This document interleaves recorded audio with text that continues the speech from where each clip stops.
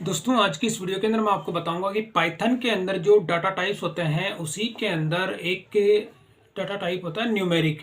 उसी के बारे में मैं इस वीडियो के अंदर आपको बताऊंगा। और पाइथन का यहाँ पे मैंने एक चार्ट बना रखा है, तो इसमें देखेंगे कि पाइथन के अंदर जो डाटा टाइप होते हैं, सबसे पहले न्यूमेरिक डाटा टाइप होता है, उसके बाद डिक्शनरी, फिर होता है बुलियन टाइप का, फिर सेट और फिर सीक्वेंस टाइप।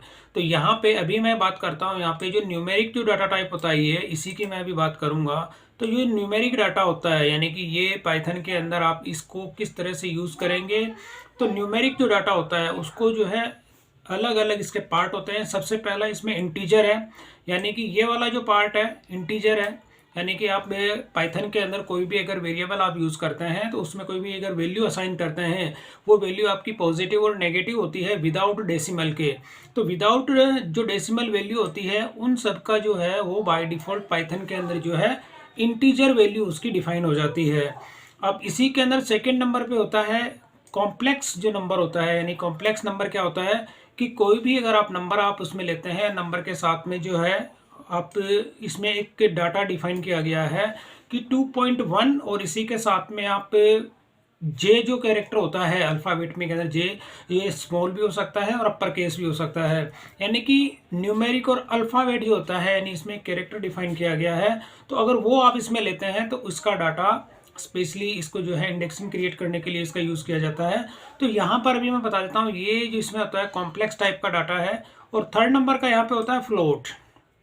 तो फ्लोट के अंदर क्या होता है कि जैसे इंटीजर में आप डेसिमल नहीं लगाते हैं, और यहाँ पर कोई भी डेसिमल अगर वैल्यू आप लेते हैं पाइथन के अंदर, किसी के अंदर भी अगर डेसिमल आप यूज़ करते हैं, जैसे कि आप 1.9 का ले लेते हैं या 9 के बाद जितने भी आप डेसिमल लेते हैं, तो उसको पाइथन ऑटोमेटिक जो है अपना फ्लोट के अंदर उसको कन्वर्ट कर देता है।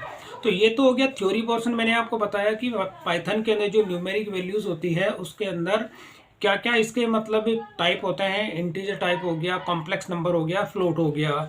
अब इसी के अंदर जो मैं आपको दिखा देता हूं कि पाइथन को आपको रन करवाने के लिए मैंने बताया था एनाकोंडा नेविगेटर। यानी पाइथन की जितनी प्रोग्रामिंग होती है वो सारे के सारा आप एनाकोंडा जो नेविगेटर होता है उसके अंदर आप इसको यूज़ करते हैं। तो एनाकोंडा जो नेविगेटर होता है इसको आप कैसे इंस्टॉल करेंगे, ये मैं अपनी जो प्रीवियस वीडियो थी यानी स्टार्टिंग के अंदर मैंने आपको सारा क्लियर इसमें कर दिया था कि पाइथन का जो कोडिंग होती है उसके लिए आप एनाकोंडा जो नेविगेटर होता है उसको आप यूज़ करेंगे। और यूज़ करने के साथ ही इसमें जितनी कोडिंग होती है पाइथन की, तो आप सारी की सारी कोडिंग्स इसके अंदर कर सकते हैं। तो यहाँ पर मैंने अभी एनाकोंडा का जो नेविगेटर है उसको रन किया है। रन करने के साथ ही मैं आपको बताऊंगा कि इसको मैं जुपिटर नोटबुक के अंदर इसको यूज़ करूंगा। तो यहाँ पर ये पाइथन जो नेविगेटर है इसका इंटरफेस कुछ ऐसा होता है, और इसी के अंदर मैं जुपिटर नोटबुक है इसको मैं लॉन्च कर देता हूँ। लॉन्च करने के साथ ही अभी मैंने आपको जो डाटा टाइप यहाँ पे दिखाए हैं उस डाटा टाइप को मैं प्रैक्टिकल आपको इसके अंदर पाइथन के अंदर करके अभी दिखाऊंगा।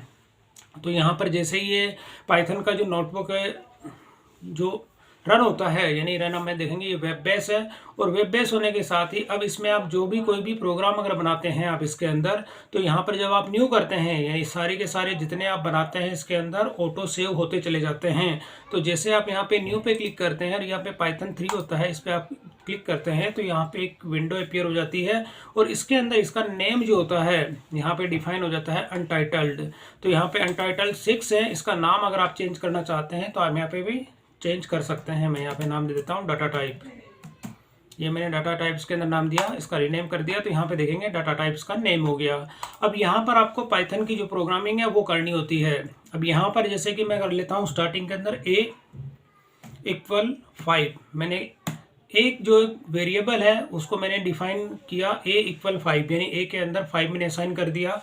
b के अंदर मैं कर देता हूँ 5.5, और सी के अंदर मैं कर देता हूँ जो मैंने अभी आपको दिखाया था कि कॉम्प्लेक्स जो वेरिएबल होता है, यहाँ पे मैं कर देता हूँ 2+2j। तो यहाँ पे मैंने 3 वेरिएबल लिए हैं, और तीनों वेरिएबल के अंदर मैंने जैसे यहाँ पे a, b और c। a के अंदर मैं ले लिया =5, यानी इसमें कोई डेसिमल नहीं लगाया। सेकंड के अंदर मैंने आप 5.5 यहाँ पे ले लिया। थर्ड के अंदर आप देखेंगे 2+2j मैंने लगा दिया। तो अब यहाँ पे a जो मेरा वेरिएबल है ये इंटीजर है, सेकंड नंबर का मेरा फ्लोट हो गया, और थर्ड नंबर का कॉम्प्लेक्स हो गया। अब यहाँ पर अगर मैं यहाँ पे करता हूँ प्रिंट, और प्रिंट के साथ ही आप देखेंगे यहाँ पे मैं कर देता हूँ टाइप ए, यानी मुझे देखना है कि मेरा जो ए वेरिएबल है, अगर मैं यहाँ पे सीधा प्रिंट ए कर देता हूँ और इस शिफ्ट के साथ जैसे एंटर की प्रेस करूँगा तो यहाँ पे 5 प्रिंट हो जाएगा। और इसके साथ ही मैं कोमा अगर लगा के कर देता हूँ, मैं बी को भी प्रिंट करा देता हूँ और सी को भी प्रिंट करा देता हूँ, फिर शिफ्ट के साथ जैसे एंटर की प्रेस करता हूँ तो जो वैल्यू होती है वो यहाँ पे प्रिंट हो जाती है। अब यहाँ पर अगर मैं टाइप देखना चाहता हूँ कि ए मेरा किस टाइप का है, तो मैं यहाँ पे पहले टाइप फंक्शन इसमें होता है TYP टाइप, और यहाँ पे मैंने ए को ब्रैकेट में बंद किया। और अब मैं जैसे यहाँ पे शिफ्ट के साथ एंटर की प्रेस करूंगा तो यहाँ पे आ गया क्लास इंटीजर, यानी आप देखेंगे कि ए का जो है इंटीजर हो गया। और ठीक इसी तरह से मैं यहाँ पे टाइप बी कर देता हूँ, यहाँ पे मैंने किया टाइप, और बी जो है इसको भी मैं वापस ओपनिंग ब्रैकेट और क्लोजिंग ब्रैकेट लगा के फिर जैसे शिफ्ट के साथ मैं एंटर की प्रेस करूंगा तो यहाँ पे आ गया क्लास फ्लोट, यानी कि ये फ्लोट टाइप का है।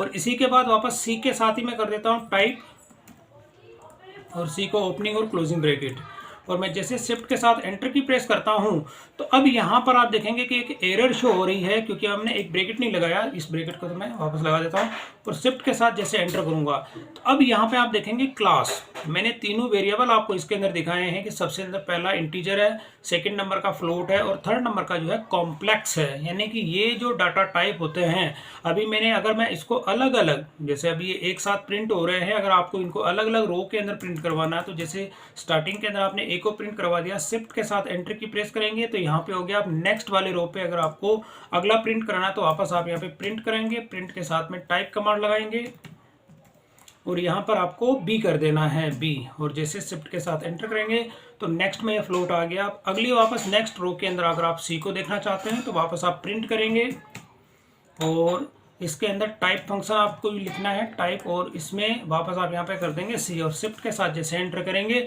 तो यहाँ पे आप देखेंगे क्लास के अंदर इंटीजर है ए, और बी के अंदर फ्लोट हो गया, और सी के अंदर आपका कॉम्प्लेक्स टाइप हो गया। तो दोस्तों यहाँ पे ये पाइथन का मैंने अभी न्यूमेरिक वैल्यू जो थी उसको मैंने आपको बताया कि ये जो न्यूमेरिक वैल्यू होती है, यानी पाइथन के अंदर आपको इंटीजर, फ्लोट और जो कॉम्प्लेक्स है डाटा टाइप डिफाइन करने की जरूरत नहीं होती है। जो डाटा के अंदर जो वैल्यू आप असाइन करते हैं उस वैल्यू असाइन करने के अकॉर्डिंग ही वो अपने जो वेरिएबल्स होते हैं उनको उस डाटा के अंदर कन्वर्ट कर देता है, और कन्वर्ट करने के साथ ही अपनी जो कैलकुलेशन होती है उस जो डाटा के अंदर अपनी वैल्यू फीड की है उसी के अकॉर्डिंग ये अपनी कैलकुलेशन लेता है। तो दोस्तों ये पाइथन के अंदर मेरा न्यूमेरिक यानी कि जो डाटा था, डाटा टाइप, मैंने उसका आपको ट्यूटोरियल इसमें बताया। अब नेक्स्ट जो होगा उसके अंदर मैं आपको यहाँ पे दिखाऊंगा कि अगला जो वेरिएबल होता है डिक्शनरी जो होता है, डिक्शनरी इसका मैं अपने नेक्स्ट ट्यूटोरियल के अंदर आपको बताऊंगा कि जो डाटा टाइप होता है पाइथन का डिक्शनरी, उसको आप कैसे यूज़ करेंगे और उसका इसमें पाइथन के अंदर कैसे आप उसको यूज़ करते हैं। तो ये मेरा सेकंड ट्यूटोरियल है, इसके अंदर मैं ये बताऊंगा। और अभी इसके अंदर मैंने केवल आपको ये न्यूमेरिक जो डाटा टाइप होते हैं उसी को मैंने बताया। तो ये एक बेसिक इन्फॉर्मेशन है दोस्तों पाइथन की। और स्टार्टिंग के अंदर जब आप आगे चलेंगे तो इसके अंदर डेवलपिंग के जो अलग अलग प्रोजेक्ट्स होते हैं वो आप कैसे इसमें क्रिएट करेंगे वो भी मैं अपने इसी वीडियोज़ के अंदर आपको अपडेट देता रहूँगा। तो दोस्तों वीडियो पसंद आए तो इसे लाइक और शेयर जरूर करें और मेरे चैनल को सब्सक्राइब करना ना भूलें।